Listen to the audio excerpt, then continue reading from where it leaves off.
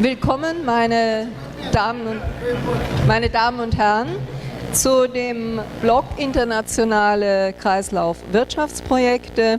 Sie haben ja vorhin von Herrn Professor Heck schon einiges über Circular Economy gehört und wir wollen das jetzt bis zur Mittagspause vertiefen mit konkreten Projekten.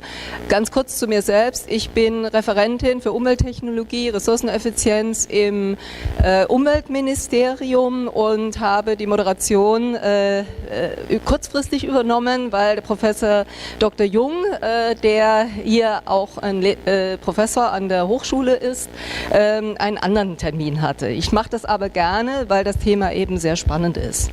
Ja, Dr. Matthias Wackernagel, CEO des Global Footprint Network und Entwickler des ökologischen Fußabdrucks, hat es mal so ausgedrückt: Unser Planet ist endlich.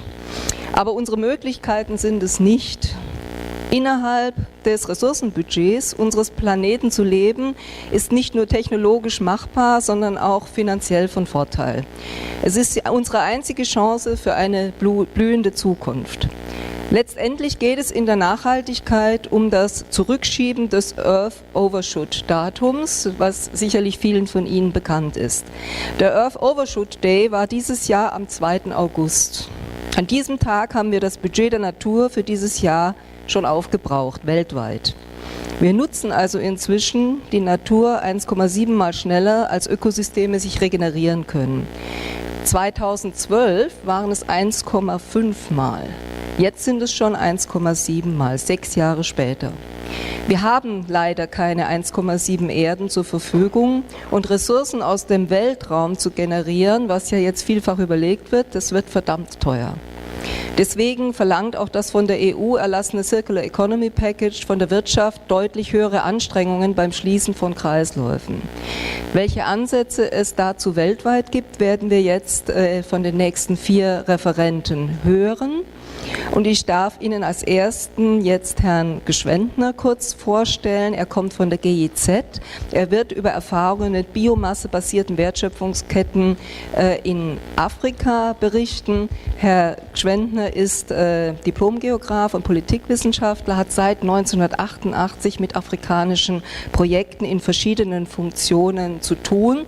Und ich kann auch diejenigen unter Ihnen, die von deutscher Seite da sind, ermutigen, mit ihm dann auch in der Mittagspause den Kontakt zu suchen, weil er sehr viel Erfahrung hat und von der GIZ auch bei der Finanzierung sicherlich das eine oder andere den anderen Tipp geben kann. Jetzt Herr Gschwendtner, bitte, warten wir gespannt auf Ihren Vortrag.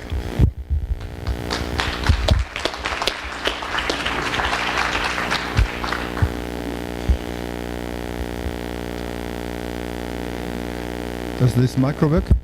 Hello? Yeah, that's work.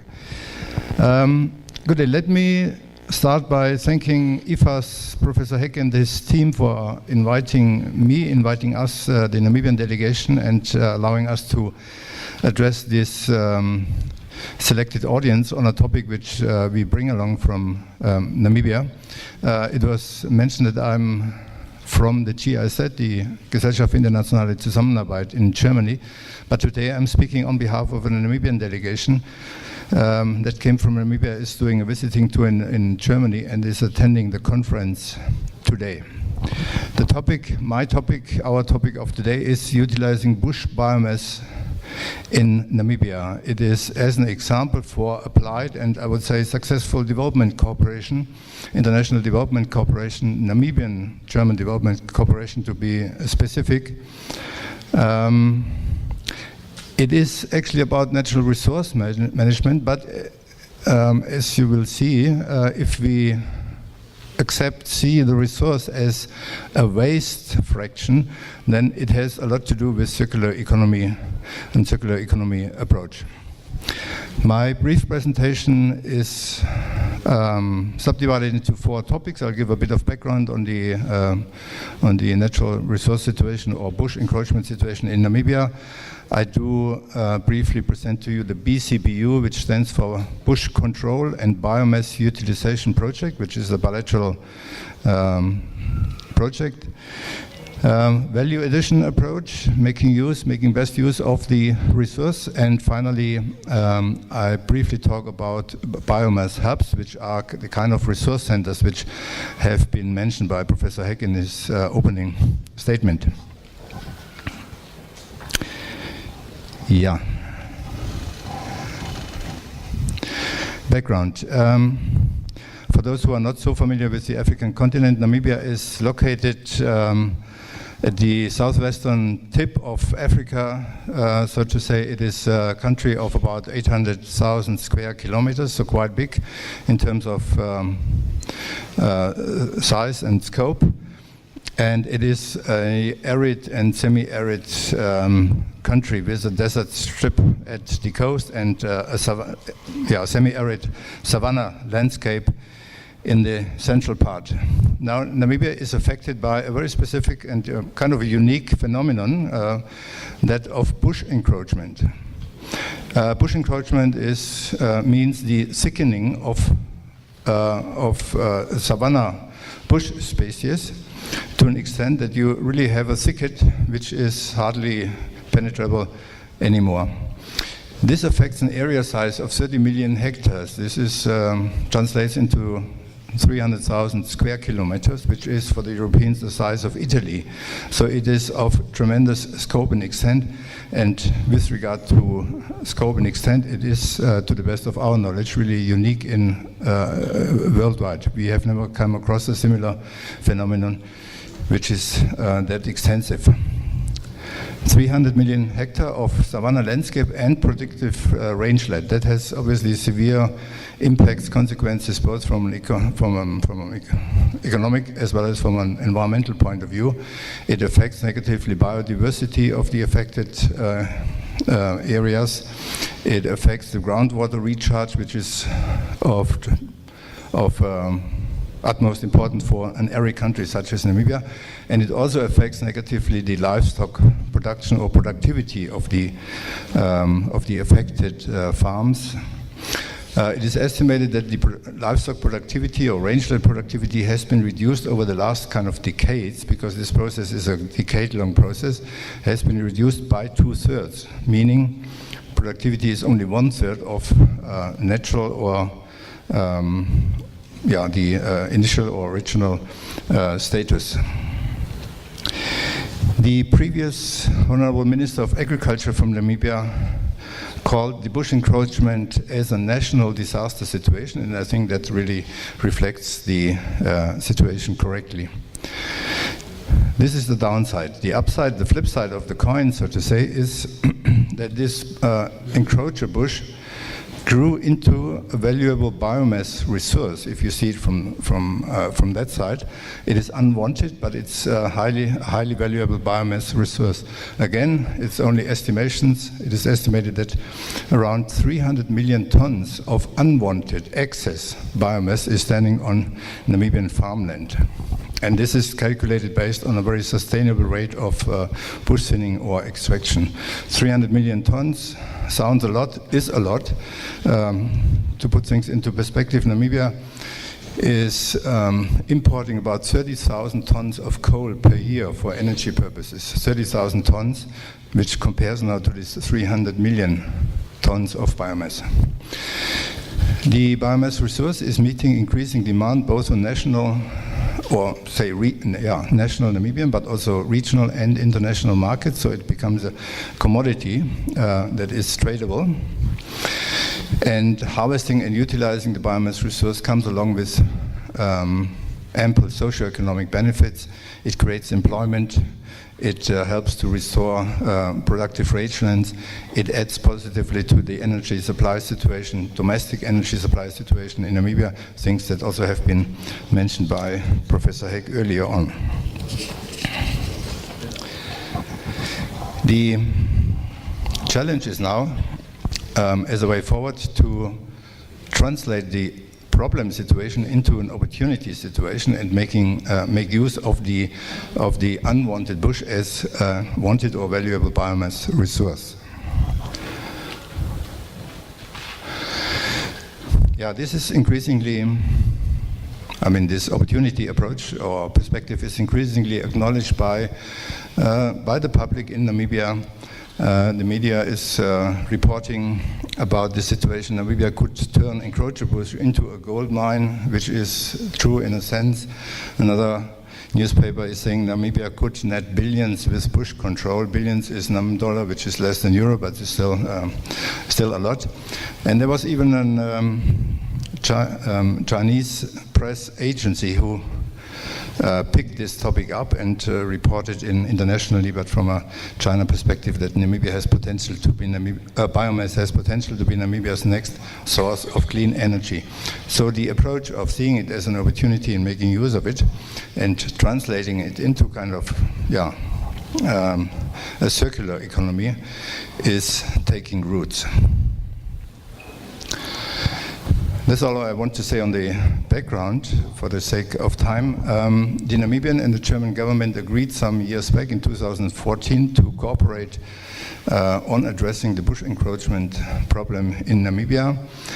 They commissioned the GIZ in cooperation with the Ministry of Agriculture from Namibia through the Directorate of Forestry to cooperate on a project. The first phase has been termed support to debushing, which ran from 14 to 17, and which only recently has been extended into another 4 years phase, so now running from 18 to 21.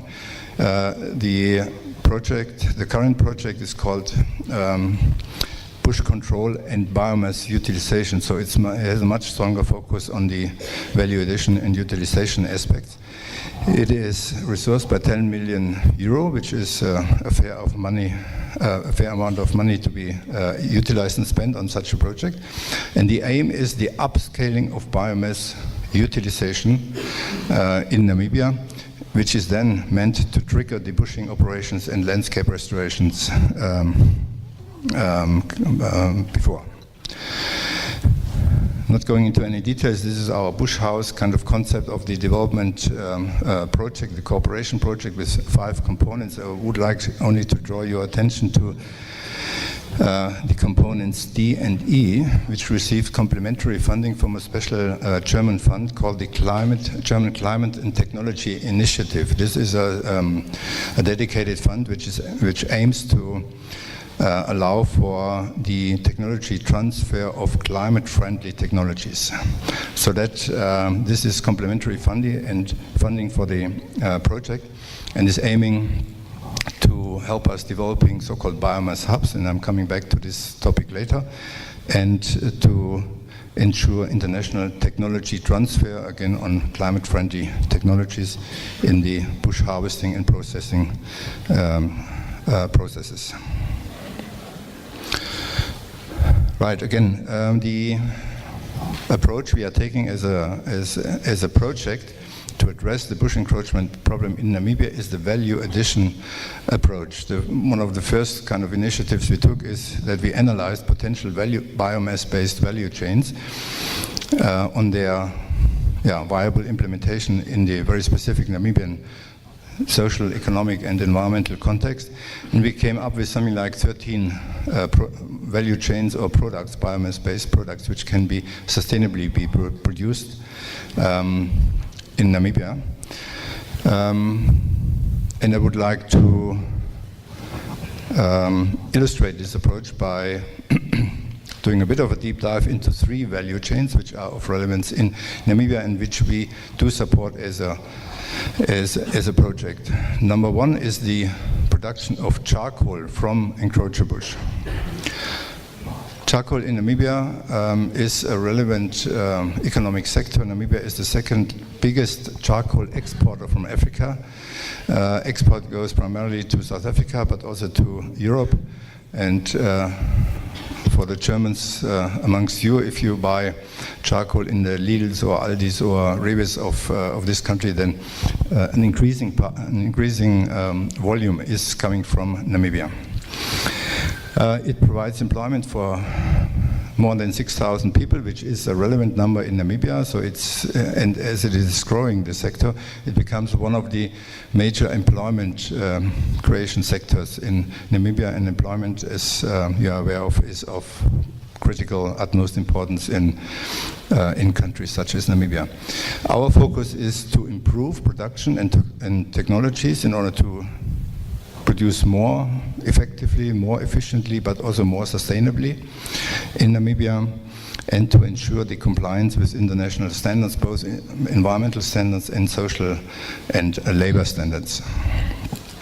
This is what the international markets are requiring from the production side in countries such as Namibia, and Namibia is very well positioned to increase international market shares due to very sustainable production conditions in the country. The second value chain is about producing wood chips from encroachment bush. There's a current demand for wood chips in Namibia already existing. There's a cement factory which relates to Schwenk Cement, the German company Schwenk Cement, and they have an annual demand of about 80 or 85,000 tons of wood chips, which they are using to produce process heat in their production. There is a brewery which has a smaller demand of something like 8,000 tons used to produce again process heat steamed for their operations. And the Namibian power utility, NamPower, is in the very final stages of developing and really constructing the first biomass power plant in Southern Africa. Correct me if I'm wrong, but I'm pretty sure that this is correct. With a capacity of 40 megawatt, which is really quite a capacity. And this power plant will have an annual demand of 240,000 tons of biomass, which will be produced from encroachment bush. So these developments will have a major impact on bush utilization and value addition, and in the end of bush control. Okay, our role is to optimize harvesting and processing technologies and ensuring a reliable and sustainable supply chain. A third value chain product line is animal feed. Encroachment bush can be used by using additives, obviously, to produce animal feed, which is suitable to overcome drought in emergency situations. And Namibia, is affected by recurrent droughts. Every now and then you have a drought season in Namibia. And it would be a great relief for farmers and the communities and livelihoods of farmers in Namibia to have such a domestic resource to overcome the drought situations. Our role is to optimize and diversify feed formulas to be responsive to different plant species, to different seasonalities, to different demands from farmer side, and to improve storability of the feed to overcome the seasonality of the production and demand situation. Long-term options which we are currently not addressing, but if time and resources would allow, we would love to look into and to promote and develop other utilization options. Biomass can be used as the base resource for furniture production, construction materials, wood plastic composites, and even biodegradable plastic. But yeah, this is really in the pipeline. It hasn't been actively pursued, at least through our project yet, but these are all topics for the future.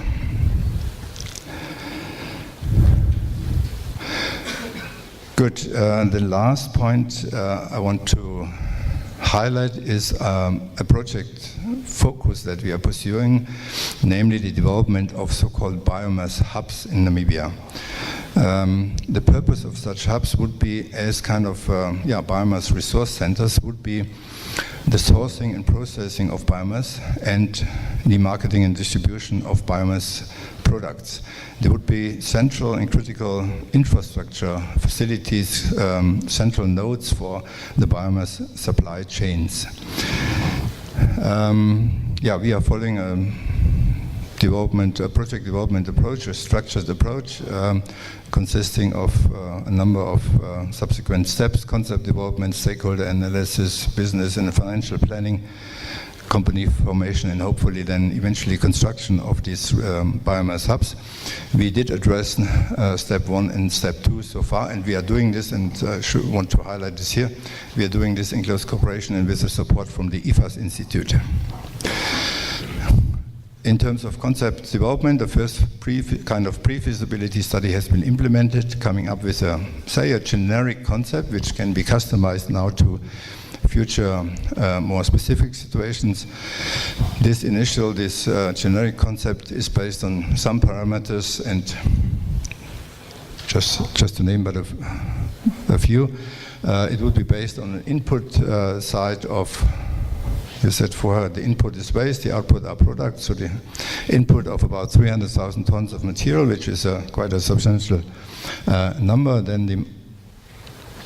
Then the material would go through certain processing lines which are synergetic, which are interconnected and interrelated, and would eventually come up or result in some final biomass products, including, but not limited to, wood chip production, charcoal briquettes, animal feed, biofuel can be produced, biochar, the fertilizer project, and compressed firewood or wood briquettes, which you also find in German shops. Yeah, my last slide is about the second step in this development process, stakeholder analysis and mobilization.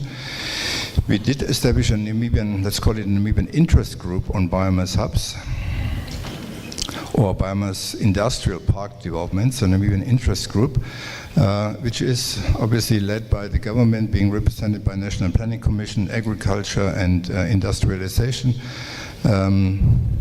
Does include the energy sector, the power utility, regional distribution utilities, university is there, the development finance is there, the municipality level is there, and importantly the private sector is there. Private sector, the farming community, the charcoal sector, harvesting companies, the off-takers.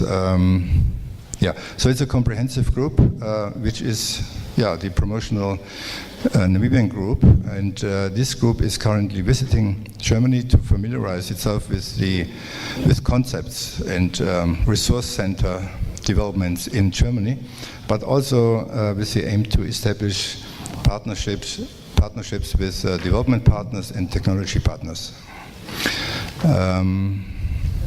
This group is attending this conference today, and I'm sure my colleagues would all be available for follow-up questions following this presentation or during lunchtime. With that, I would like to conclude and thank you for your attention. Thank you.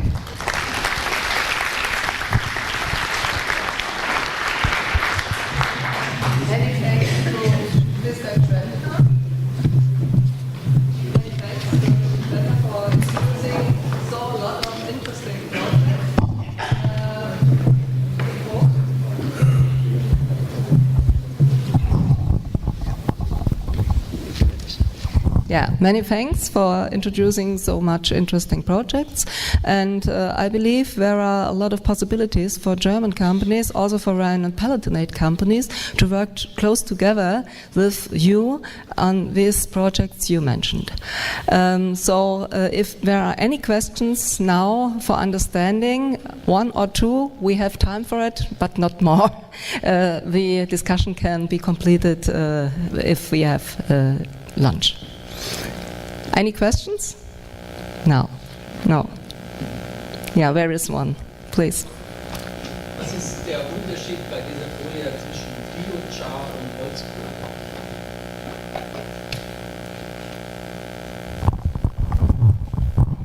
Is there anybody from the group who wants to come? Okay, the question was the difference between biochar and charcoal. difference is, colleagues please come in and help out. Principal difference is that it is a slightly different production technology or production process of carbonizing wood. The one resulting in biochar, which is basically used as a fertilizer or as a soil melioration product, while the other one is obviously charcoal for energy purposes. But it's very close, very similar. It's basically the purposes, the utilization options are different. Thank you. I think the discussion can be completed in lunchtime. Or one question. Okay.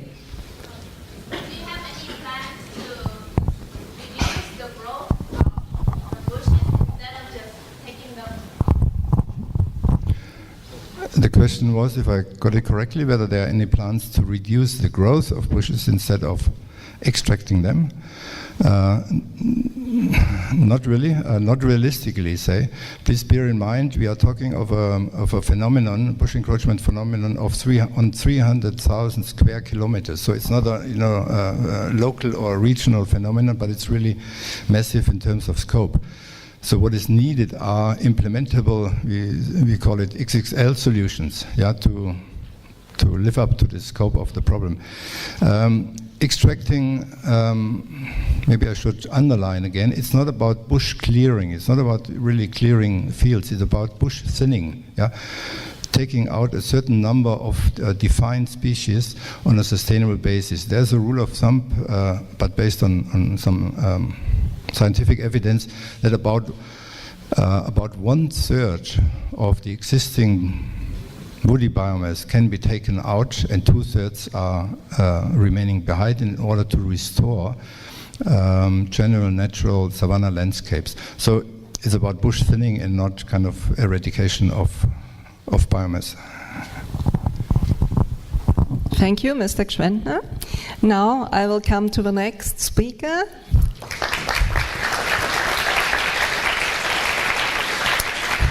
He's coming from Brazil, and he will introduce the Itaipu Technology Park and the role of circular economy for sustainable regional development. His master, come up, Mr. Jorge Augusto Calado Alfonso. I don't know if this pronunciation correct. Yeah, okay. He's master in urban management and has a lot of functions in the Itaipu Technology Park, and he's also state councillor for environment at the moment. So now we are waiting for your speech and for information about your project. Thank you. Okay. The film. Yeah, the film.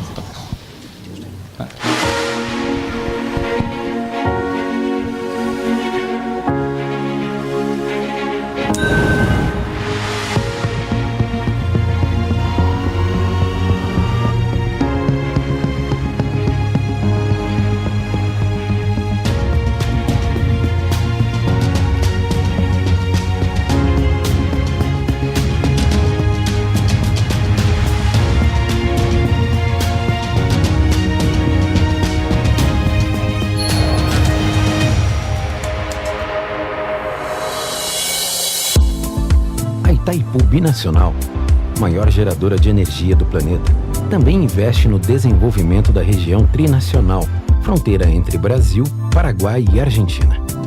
Para fomentar suas ações, a hidrelétrica criou o Parque Tecnológico Itaipu, PTI.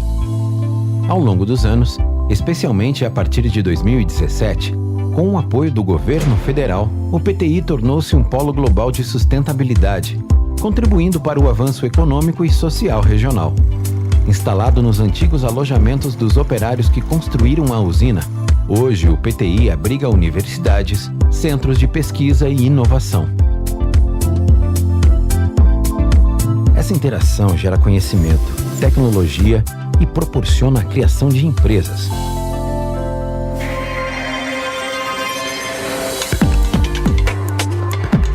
O PTI atua em várias frentes. Uma delas é o apoio à usina de Itaipu no domínio de tecnologias. Algumas soluções que antes eram importadas pela hidrelétrica, com a criação do PTI, passaram a ser desenvolvidas aqui mesmo.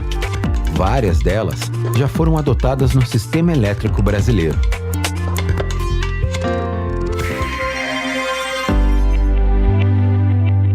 Fontes renováveis de energia, como o hidrogênio e o biogás, estão no foco do desenvolvimento para o PTI, que realiza estudos avançados sobre armazenamento de energia com baterias de níquel e sódio.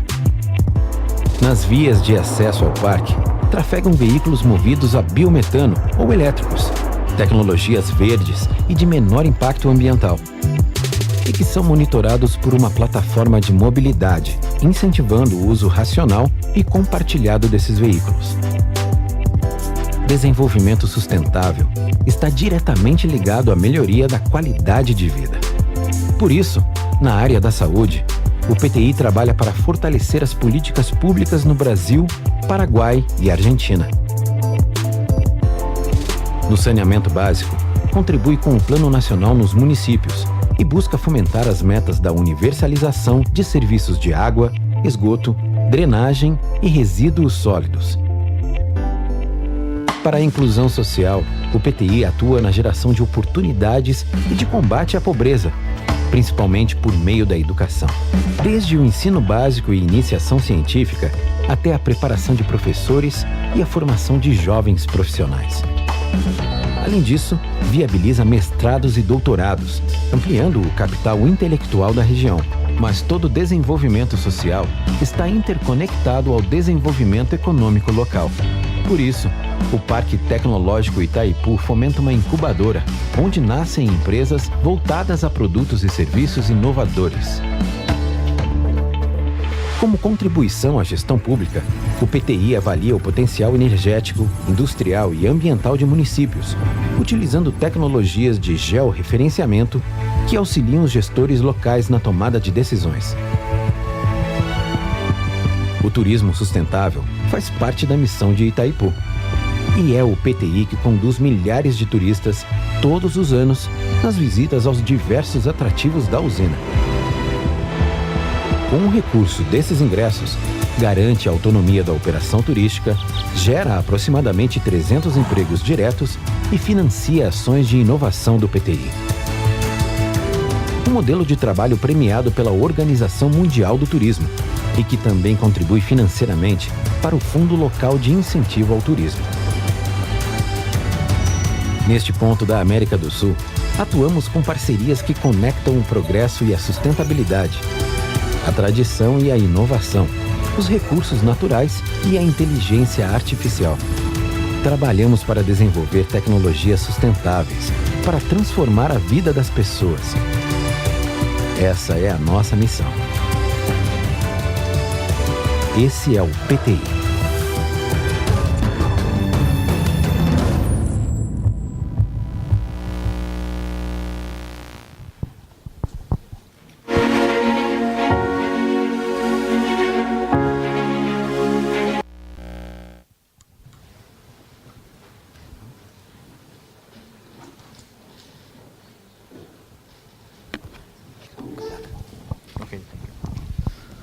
Good morning to everyone.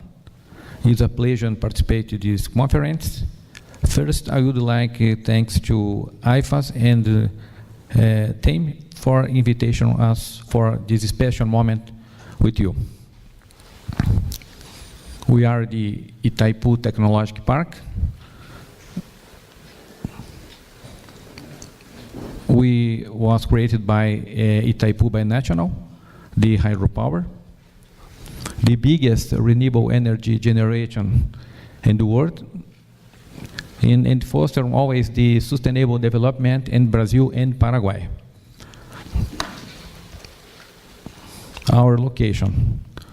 We are in South America, Brazil, between the Brazil and Paraguay, in the border, in triple border, Brazil, Paraguay, and Argentina. You can see the image about our dam above. This is the Iguaçu Falls. Iguaçu Falls is the one of the 7 Nature's Wonder. Is near Itaipu Binational and near PTI.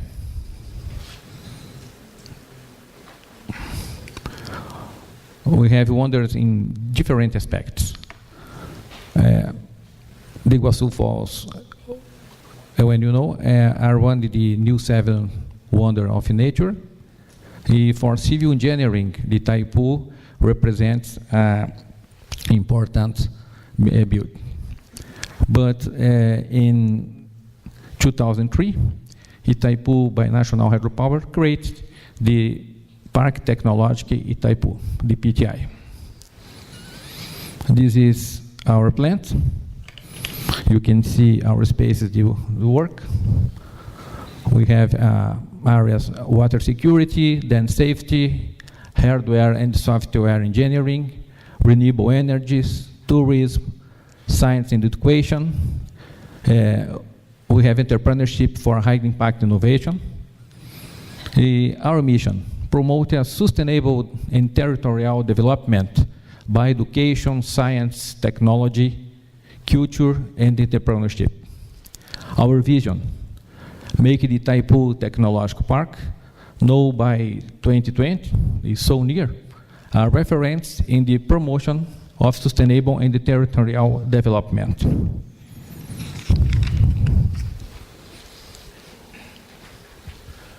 Our technological platforms, our principal technological platforms, sustainable mobility, energy storage, solutions for energy use is very important for us, day safety, electrical power systems.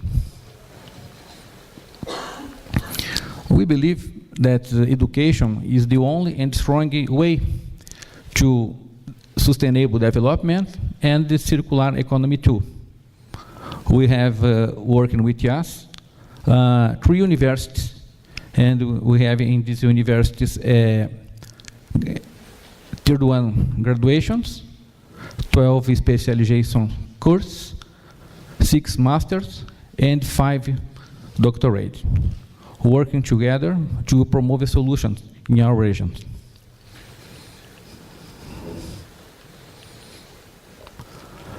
Foz do Iguaçu is our city and the 3 national region. We can see Itaipu Dam, Brazil, Argentina, and Paraguay. Paraguay is our partner, and day by day we practice a diplomacy exercise. We have a good relationship with Paraguay. PTI is ranked in this triple border, and we have near 54 cities in our influence area in western of Paraná state. Principal actions: training program for sustainable development in territory, development of academic research with practical application, fostering to a network for planning, for seed planning and decision making, support for development of innovation and entrepreneurship activities, testing and development smart cities for solutions for the cities. But important, before the smart cities, we must have the smart citizens. Okay.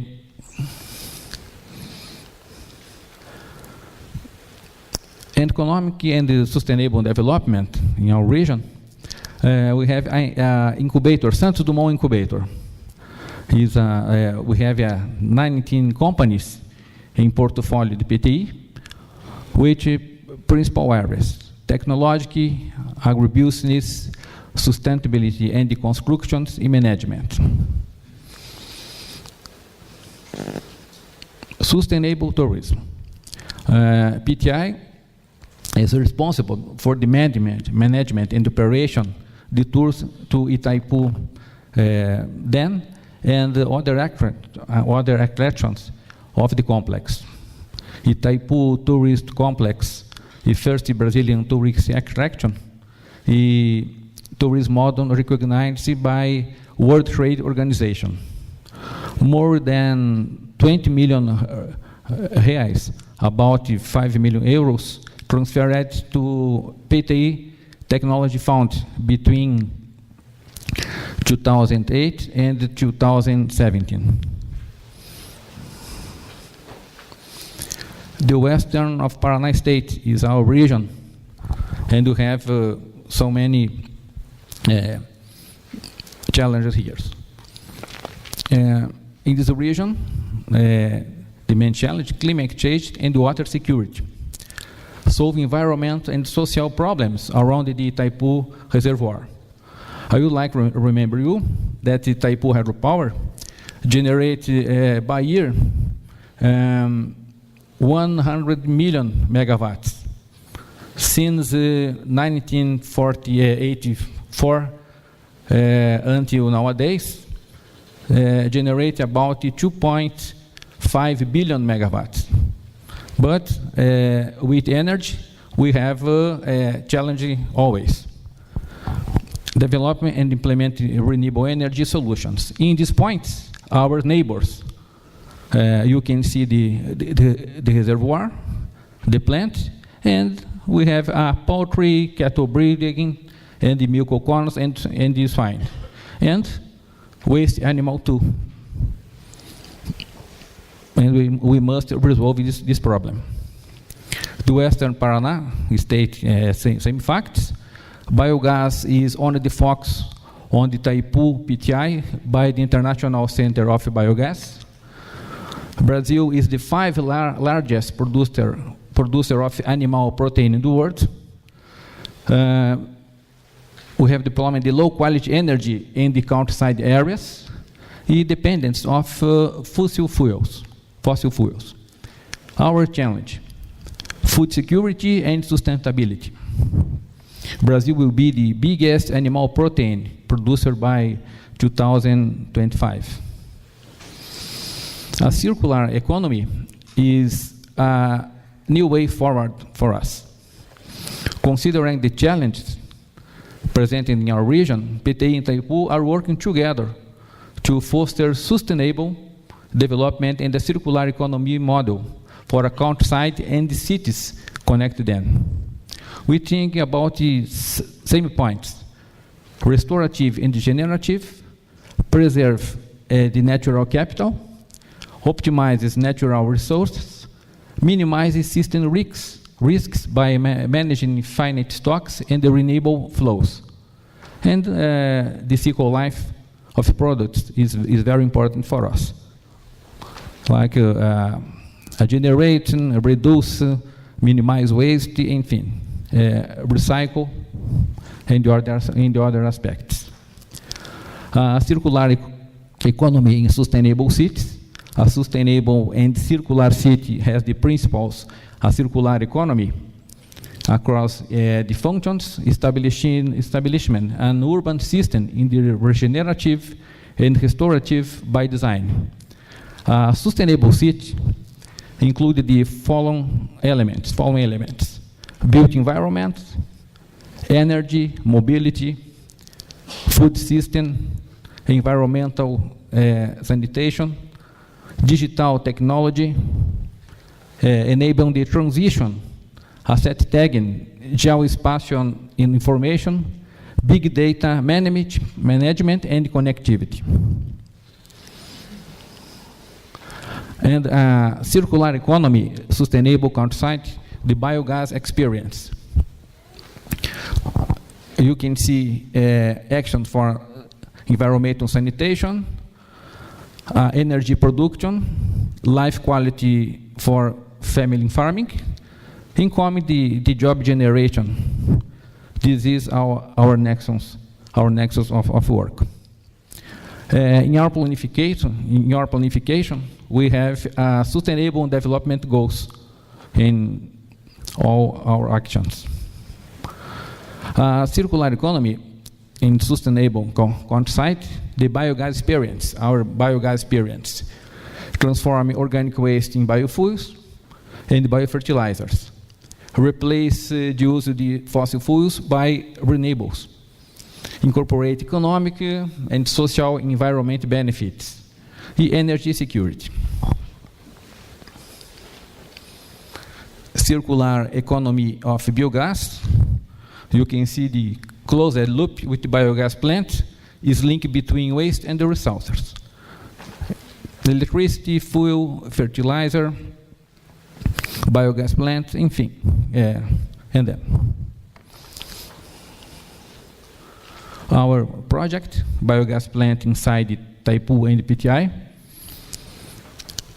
We use the organic waste, sewage, grass, and produce biogas, fertilizer. The biogas can move about 90 cars in Itaipu plant with biogas produced here. Other project is sharing cars, electric car sharing. We have 5 stationary points for pickup. Today, 20 Renault Twizy electric about nowadays, with 18,000 kilometers inside the Itaipu area.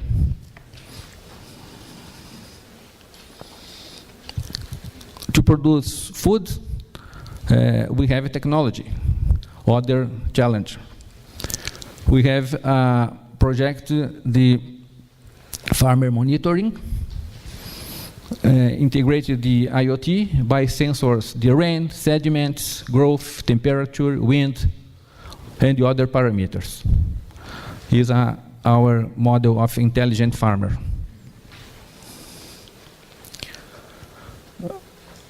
We have a company in our projects. It's obvious. We have Itaipu National, ministries, municipalities, federal government, army, universities, including the French universities and the others, UNESCO, UNIDO, and industry representations, and we work with the ELIX content. The education, industry, and government is important for our activities. And the next time, we put then the IFAS. Thank you for your attention. Vielen Dank. I would like to invite you to visit us in Brazil.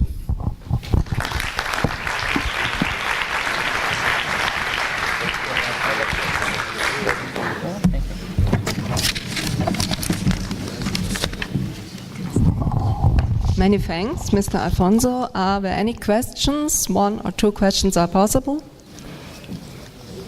Here is a question. Regia? What are some of the problems in implementing circular economy in a developing country? Because the execution will be different and there will be some challenges that you might face. Repeating the problems of...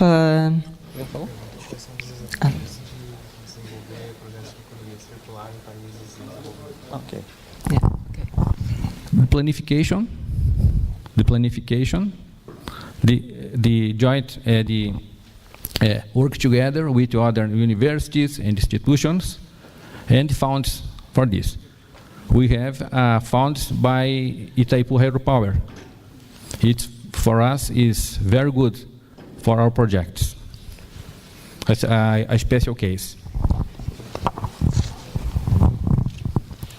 Any other questions?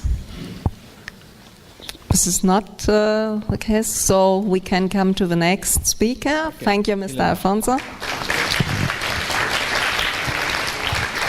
The next speaker is Dr. Darren Perry. He is Managing Director of UK Energy Partnership Ltd and Head of Energy and Carbon Management at North Hampshire County Council. And he will introduce the Smart Energy for Greater Lincolnshire. A project is developed with IFAS, I think. And we are looking for your speech now. Thank you. Das Video jetzt? Just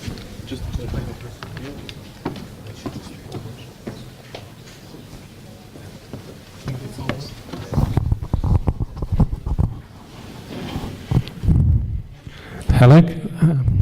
Sorry, I don't want to stand under the lectern.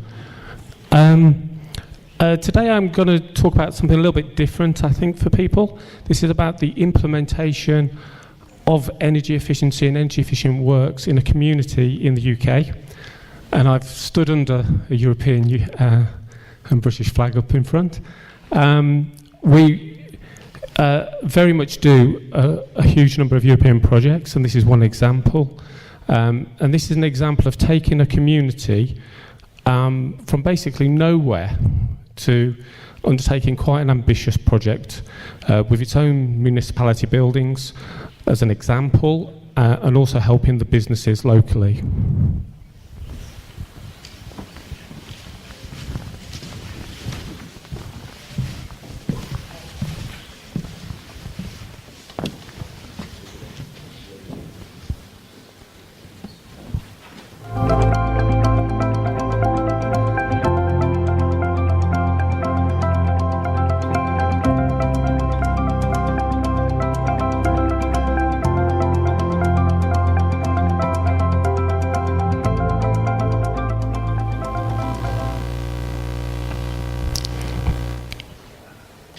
That was just a short introductory video just to keep us focused on the subject.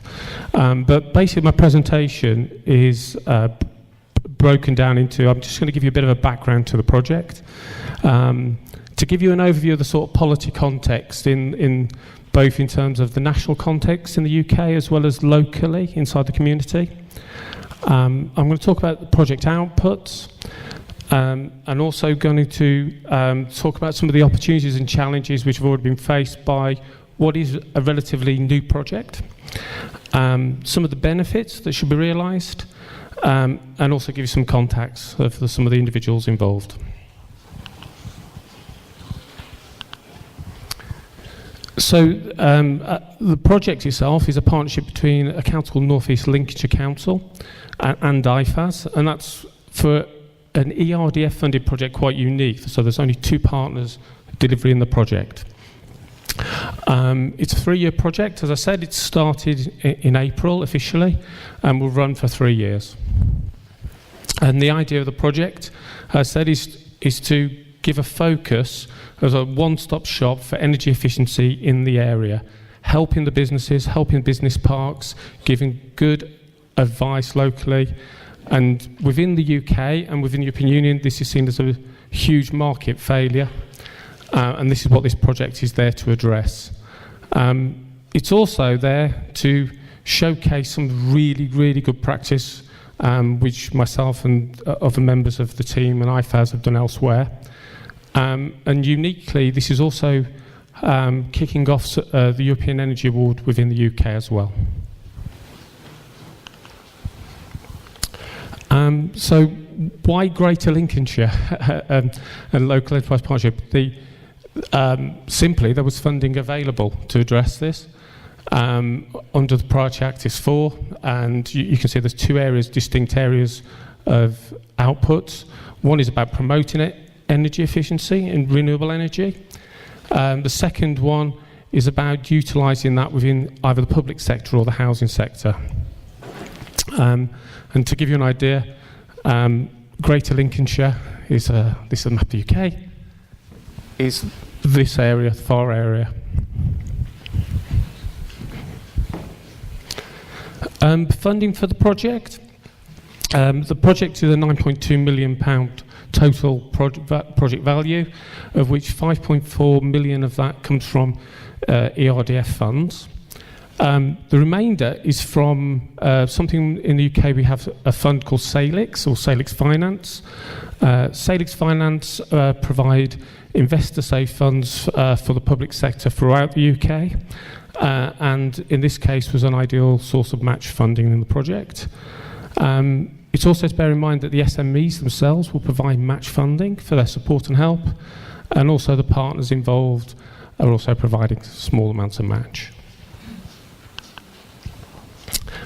As I said, IFAS and North East Lincolnshire Council are the main delivery partners, but obviously other people are supporting us, which is our local growth hubs and business hubs, as well as the European Union.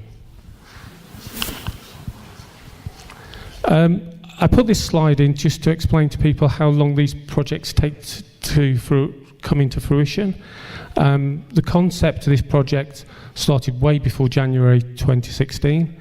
And if you get an idea that we've just, in April started the project, and in May we've been launched it for the public sector, and July for businesses, I think it just gives an indication of how long in development some of these projects take.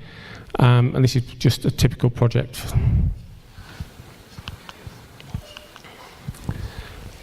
The deliverables of the project, as I said, the public buildings, which I'll show you some of the existing public buildings later, the examples, but have got quite modest energy reductions, but they're designed to provide this sort of showcase for businesses to come along and see what's possible. The project is helping around sort of 560 SMEs. And again, this is very modest, sort of 12 hours of support.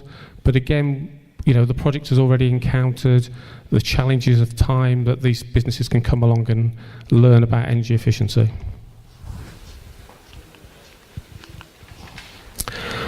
I want to say this was something that quite hard to me recently, is that the UK is still very much interested in energy efficiency. There's some amazing statistics, but when you start looking at 150,000 people in the UK engaged in the industry, it gives you a feel of the scale, the breadth, and the activity that's going ahead. But still, North East Lincolnshire is one of many councils, many council areas where very little has historically happened.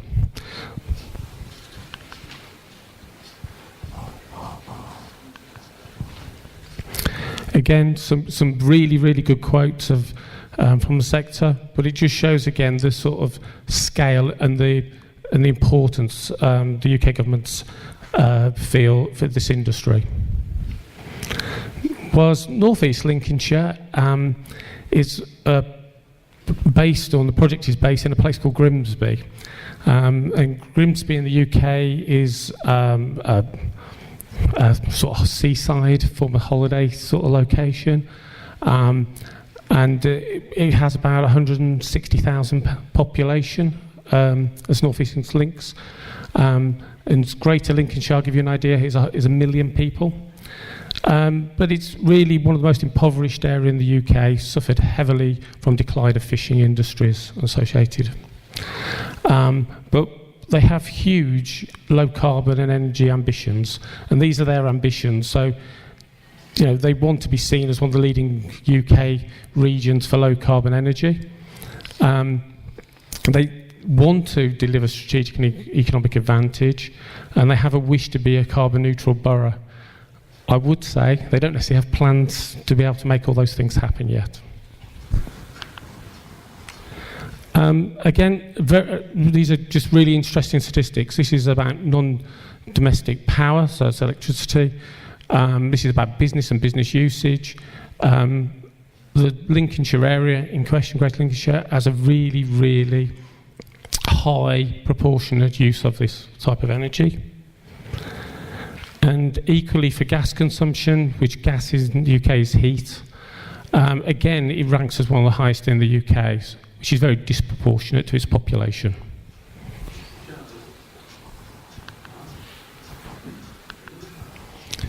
So the opportunity and challenges, the first thing I should talk about is engagement. Even though councils and municipalities are set up for communities, they tend not to have engaged that widely and that broadly with SMEs, and this is the sector we're trying to actually specifically help. And these businesses are not used to the council coming along and offering free help and assistance. The other challenges around applications, and this is around applications for grants. Businesses are always waiting for that information, and when teams are trying to grapple with new processes and procedures, particularly on an ERDF project which has something like 5 forms of external audit, things have to be done properly and do take time, and they're not used to that time. And again, time away from their business, that's not something they're really interested in. So far, one of the things we found is that businesses are quite happy to accept grants, but they're not so happy to come along and talk to us and have workshops and learn more about the subject. Obviously, with all these projects, there's issues with speed and profiles and spend. And a big issue we've found recently is around the new information and communication sharing, and how we can't share data between agencies as easily as we used to. For public buildings, we've had significant issues within this area to procure work and support. In fact, we had a completely failed procurement exercise on trying to get a partner involved. And that's being addressed at present, but again, that's part of the market failure within the UK. We're also working through trying to spend to profile, because obviously with all these projects, profile and spend is important. And we basically just have to keep on trying to spend, trying to engage, and trying to make these projects take place in these buildings. To give you an idea, this is the main civic offices, municipal offices, and the project will include AMRs, gas boilers, lighting, building management systems. These are more offices, more buildings, solar PV, AMRs, meters, biomass boilers, building management systems, gas boilers and pipework. This is their fishing and heritage buildings. Again, this will be solar PV, loss ventilation, glazing, lighting and building management systems. Whereas this is just a sports hall, it's just been lighting and LED lighting being fitted. And just show some of them are old historic buildings, but this is also a relatively modern building, which is their new leisure centre. Again, there'll be retrofit there of lighting as well as some insulation.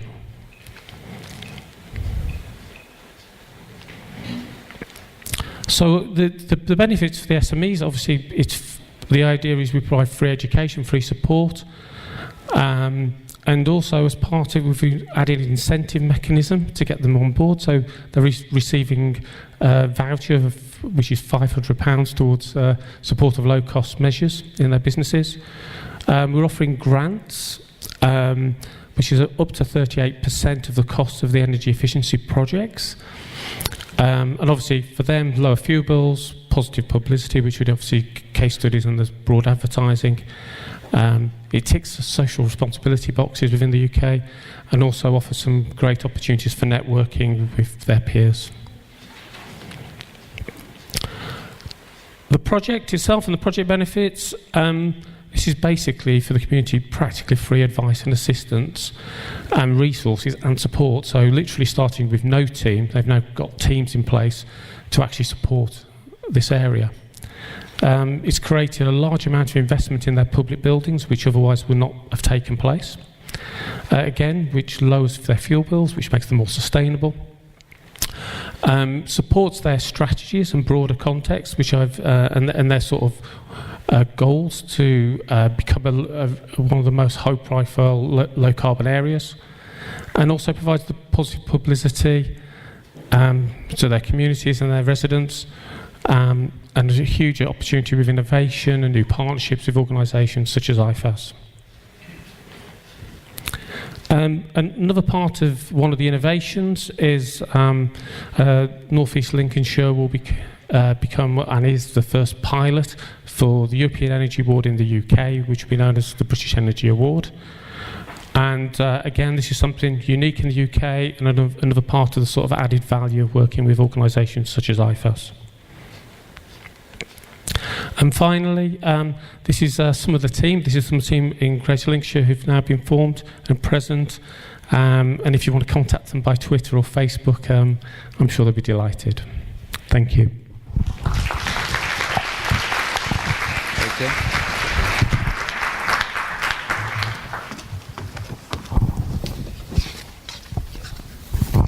Thanks a lot, Dr. Derry, for presenting the ideas and projects to improve energy performance in public buildings and SMEs by renewables. Are any questions to Mr. Perry at the moment? There is none. Then thanks a lot for coming here and presenting your projects. Now I want to invite the last speaker for this session, Mark Binder, to come up here. He is Vice President at ThinkStep, and he joined ThinkStep, a Germany-based consulting, data and software provider helping companies to succeed sustainably since 2001. And ThinkStep is a company, is a consulting and IT company settled in Leinfeld and Echterdingen near Stuttgart, the IT area, well-known IT area. And the company itself is the founding member of the German Society for Sustainable Construction, for example. And now Mr. Binder will present the possibilities of circular economy and the wins you can have from circular economy. Thank you. Thanks a lot for the nice introduction, and thanks for having me and giving us the opportunity to share our view on circular economy and how that can be integrated in a positive way into business, and how that helps us to be more successful and more sustainable. I want to go back a little bit in time first. Some of you probably remember in the early 70s we also had a discussion of reducing waste. We had an EU waste management framework in the 80s. We had waste management hierarchies, which we discussed in the 90s. We had so-called Kreislaufwirtschaftsgesetz in Germany. And in the 2000s, a lot of people started thinking to consider the whole life cycle when they make decisions, when they talk about new designs. But all of those did not really get, from my perspective, integrated into business the way we now have the chance with, I call it a new hype, circular economy. And I'm pretty happy that after probably 30, 40 years, this topic found the agenda also high in the European Commission, because we had also IPP, and we had a lot of sustainability initiatives in the last years. But it was never on the plate of the politicians, of CEOs, in the press. Here we have a meeting with and a conference with 200 people talking about circular economy. How can that support being more sustainable and having success in the business? So that's why I'm really happy that the Ellen MacArthur Foundation that started and pushed that through, and I think that did it in a really great way, helping the whole sustainability community to get to the next step. However, circular economy is just one part of it from our perspective. We should think in systems, we should think holistic, and that's really important. I come to that a little bit later, because from circular economy we look at one part, we have one aspect, but we have many more aspects in sustainability which we should not forget at the end. So this is an important part, and another important part, which also all the life cycle assessment and the life cycle community did not address that in detail, and I think that's also a point why circular economy is now on the plate also of business leaders. It addresses retaining value, and it addresses the economic aspect, because it goes to independency of resources, save resources, be more economic, and this is and having waste as a resource, which people wanted to do for a long time. This is another thing which the circular economy movement brought up on the table. But how to put these facts and figures into circular economy with both in an environmental and sustainability context and in a business context? So this is for when you want to make decisions and when we're going to go forward. You focus on your environmental performance, on your circular economy, circularity, and the business value. So don't only look at the circularity aspect when you make decisions. I think everybody is aware of business value. That's what people do. But other environmental performance aspects are often left aside. When we do that, and when we work with companies, and when companies come to it, and how does the circular economy and the environment creates business value? It's like if you have product innovation, which is supporting revenue and growth. It's driven by operational excellence, where you have more operational efficiency, where you reduce your costs if you are more resource efficient. It increases the brand value, which is good for the company value, and it's also good for your turnover. And it reduces environmental and operational risks because you're regulatory compliant. And all those together, if you do this and look from a holistic point of view, then you're going to be more economically successful. This is something which we found out.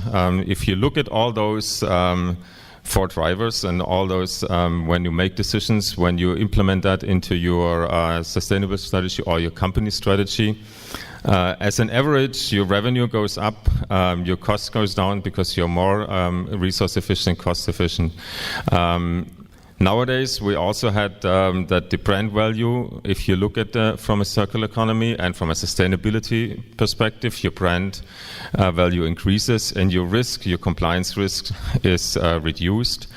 I just been at a conference from the Textile Exchange the last 2 days, and they had a survey and said all the companies who are looking from a sustainability point of view on their products, on apparel products, they are nowadays, the brand value, it's probably increased more than 17%.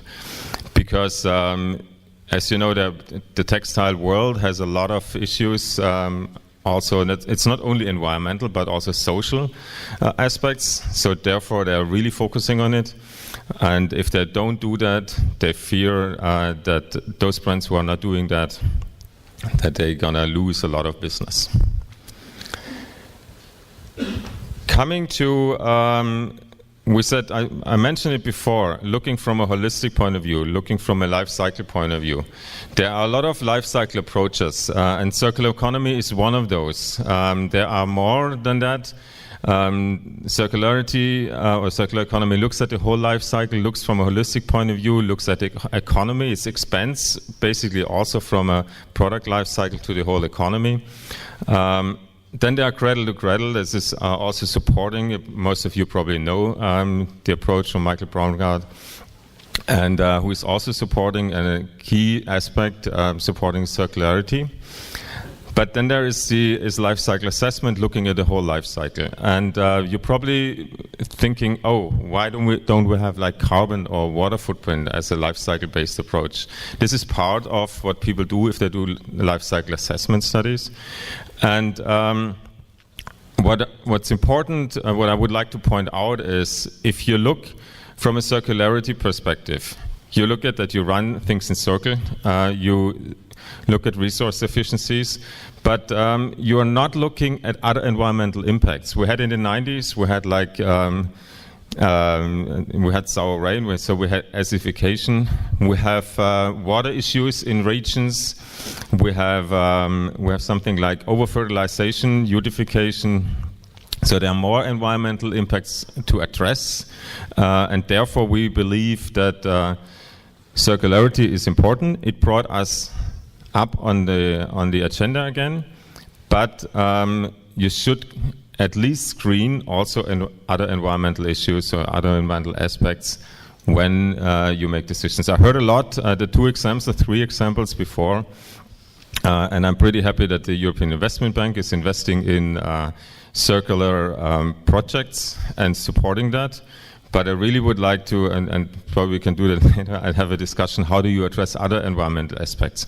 Because it is not only about running things in circle. We should not forget that we have really other environmental issues also. We had the movement on carbon footprint in the US like 10, 15 years ago, and they focused only on carbon. So other things fall off the desk. And we are then sometimes moving the burdens from one to another environmental burden. And I don't want to have something in 20 years that we have to discuss about another environmental impact which we could have looked at and now focus only on circularity. And but this is not by the Ellen MacArthur Foundation. It's not that they don't want to do that. So that's why we also combine together and working together how we can integrate that, how that can be done at the same time, and in an easy way. And we will show you later how that we found a solution because it's based on similar data. It's just a little bit additional effort. But this probably will save a lot of discussions and challenges and problems in 20, 30, 40 years. And I think that's why we are sitting here, because everybody who sits here is probably, we face already some of the challenges with global warming, we know that. But the big hit, I think we all will not see anymore. But the next generations and the next generations, and therefore for us it's important that we look at it not only from one dimension. This is, I probably will jump over that, but I already talked about it. Philosophy, the circular economy is a philosophy integrates business value into sustainability, and it's principle driven, and I think it's great. It wants to. The main goal is to close loops and be resource efficient. On the other hand, you see on the right hand side, you see the life cycle assessment approach. It's also a circular approach. It's not a linear approach. It's also a circular approach. They look at the whole life cycle, but there's one but. If closing the loop is not more environmental friendly than for example, using some of the waste, some of the products as energy source, or doing different things, and not having a closed loop, then this approach would recommend that path going forward. So it's about being more environmental friendly, not addressing all the other sustainability issues like social and child work and stuff like that. But just from an environmental point of view, it is also about optimizing resources, but it's not as religious, saying you need to run everything in circles. If the circular approach is not the best from a trade-off from all the other environmental impacts you look at, then they would go in a different direction. So I probably can jump over that. Most of you people know there's the Circularity Index, which is if you have a low number, it's a nearly linear approach and life cycle. So it's not run in circles, and if you have a one in the assessment method, then you are 100% circular. And there are some products which are per se circular. It's like if you have renewable products, if you have cotton and wool. This is coming also from the conference I've been the last 2 days. Have a high circularity index.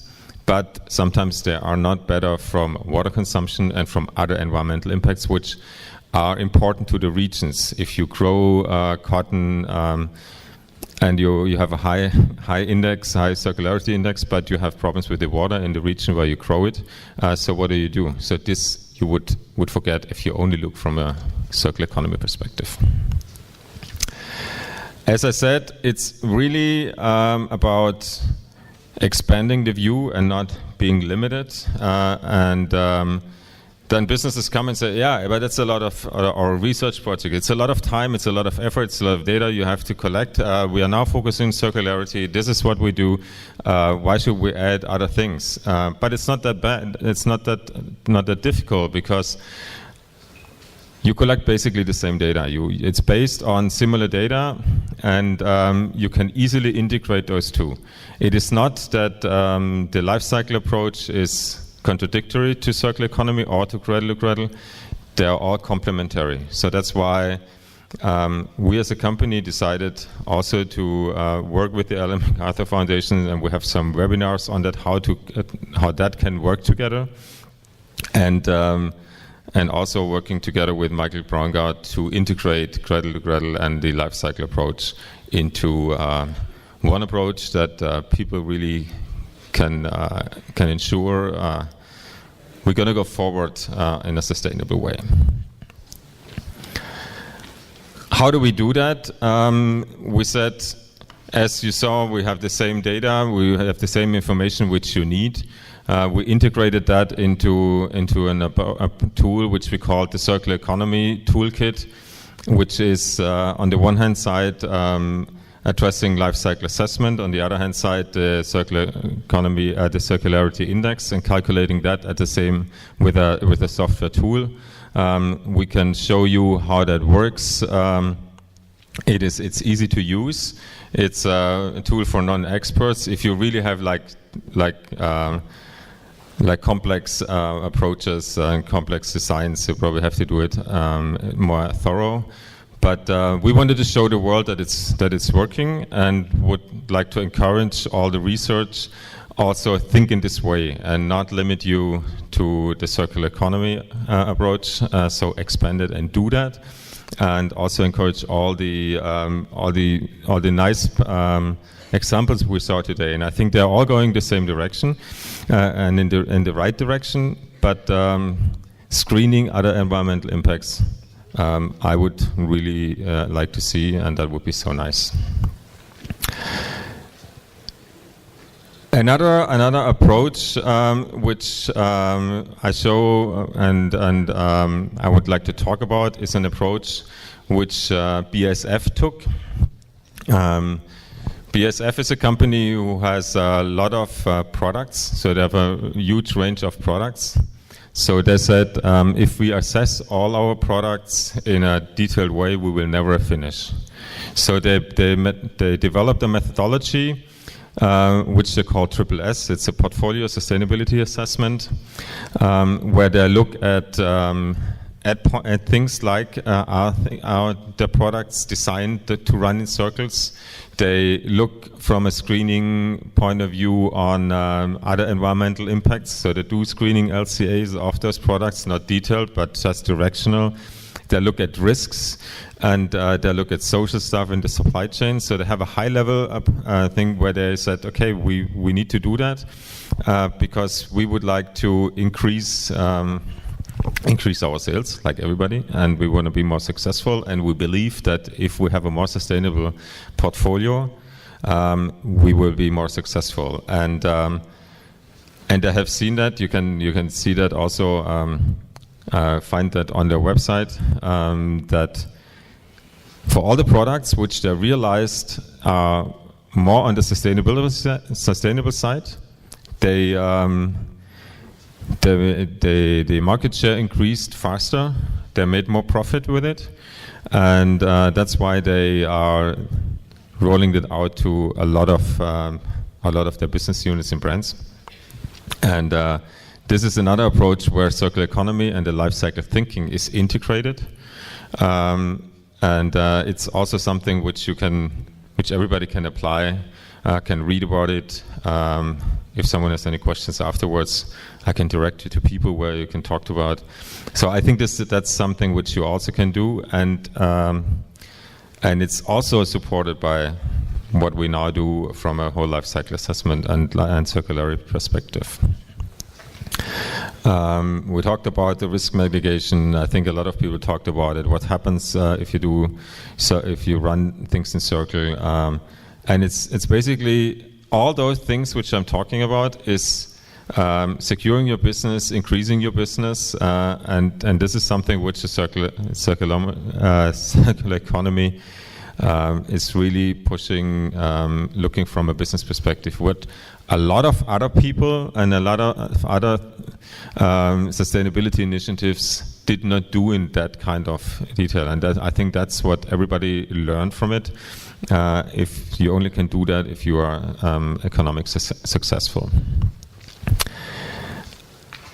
One thing I wanted to show to you, where there's a lot of potential still, where everybody, probably not all of us who are sitting in the room, but a lot of people, that's the statistics of the European Commission saying how much of the materials in Europe are recycled. So if you look at the left-hand side, we have vanadium, which has like 44%. It's not that you have 44% recycled content if you buy some vanadium or if you have it in your products, but of the whole vanadium which we consume here and use here in Europe, 44% is going to recycling, while we have like PGMs, only 11%. And as we know that they are also running out.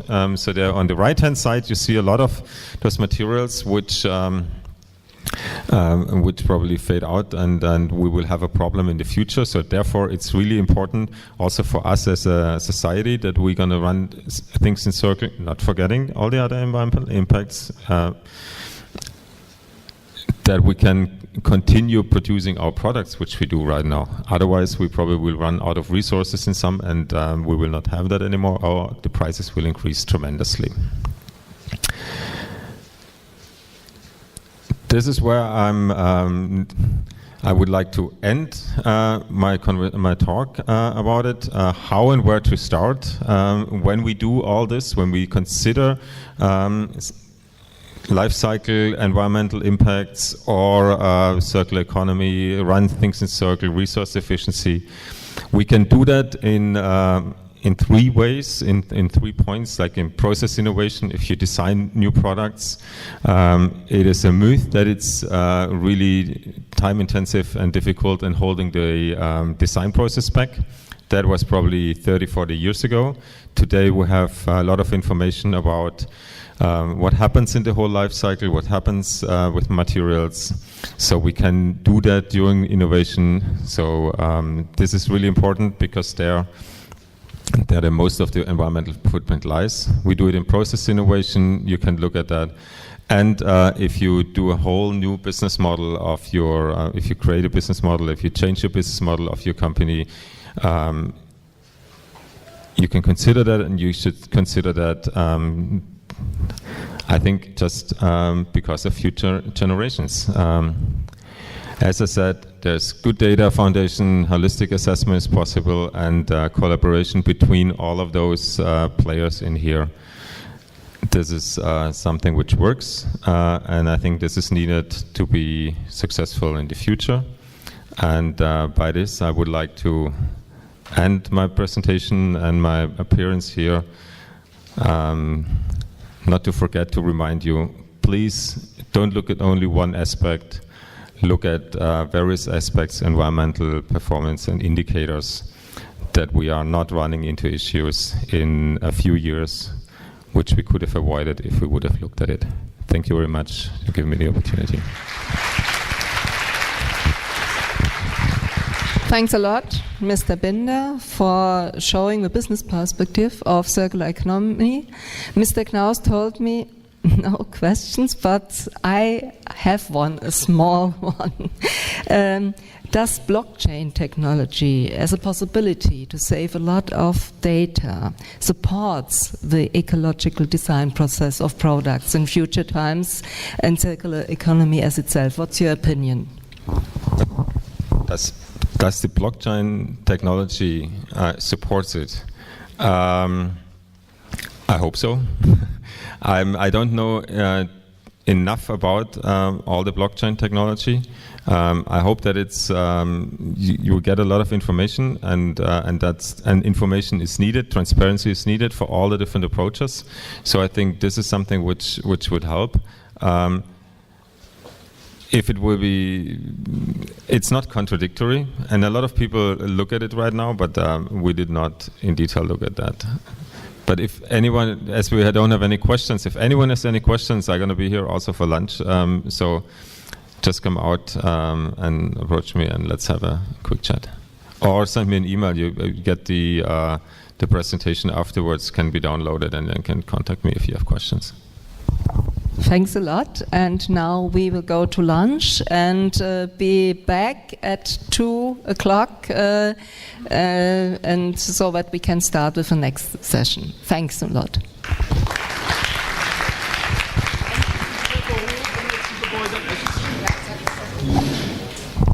Lunch will be served in the next building, so if you go the stairs up, you go into the main building, and after 50 meters on your right-hand side. And we are regathering at 2 o'clock.